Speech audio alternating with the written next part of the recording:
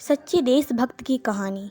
दोस्तों, हमारे देश में हमेशा देशभक्ति को धर्म से ज़्यादा महान माना गया है। आज मैं आपको ऐसे देशभक्त की कहानी बताने जा रही हूँ जिसे पढ़कर आपको उस पर ज़रूर गर्व होगा और आपके हिंदुस्तानी होने पर भी। यह बात तब की है जब देश आज़ाद नहीं हुआ था। नेताजी सुभाष चंद्र बोस ने देश के लोगों से अपील की थी कि उन्हें घर से एक आदमी उनकी सेना में भर्ती हो और देश के लिए लड़ाई में अपना योगदान दे। इस अपील को सुनकर पहाड़ी प्रदेश में रहने वाली एक बूढ़ी माँ बहुत खुश हो गई, क्योंकि वह अपने देश से बहुत प्यार करती थी और वह चाहती थी कि उसका बेटा भी सुभाष जी के सेना में भर्ती होकर देश के लिए लड़े। जब बूढ़ी माँ के बेटे को उनकी इच्छा पता चली तो वह भी खुशी खुशी सेना में जाने के लिए तैयार हो गया और अपने माता का आशीर्वाद लेकर सेना में भर्ती होने के लिए पहुंच गया।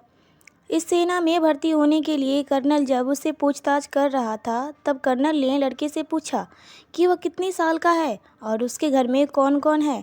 कर्नल के सवालों का जवाब देते हुए लड़के ने कहा कि वह 21 साल का है और उसके घर में इकलौता बेटा है और उसकी बूढ़ी माँ है। लड़के की बातें सुनकर कर्नल ने उसे सेना में भर्ती करने के लिए मना कर दिया, क्योंकि नेता सुभाष चंद्र का आदेश था कि घर के इकलौते बेटे को सेना में भर्ती न किया जाए, जिसके परिवार का सहारा कहीं छिन न जाए। हालांकि लड़के ने कर्नल की बहुत विनती की और उसे सेना में भर्ती कर लेने के लिए कहा, लेकिन कर्नल ने उसकी एक ना सुनी और उसे घर वापस लौट जाने के लिए कहा।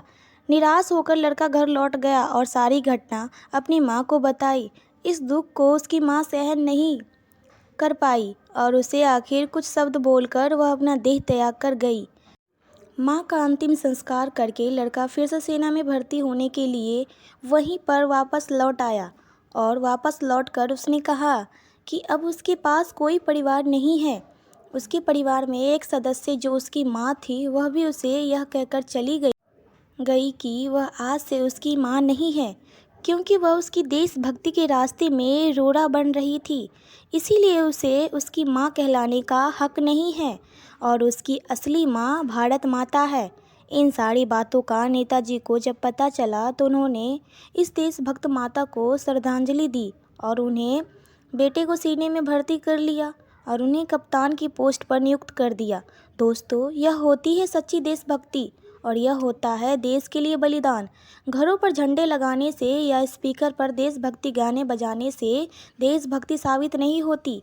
देशभक्त के दिल दिमाग पर सब जगह देश छाया रहता है। भारत में ऐसे देशभक्तों की कोई कमी नहीं है। ऐसे देशभक्तों को सलाम, भारत माता को सलाम।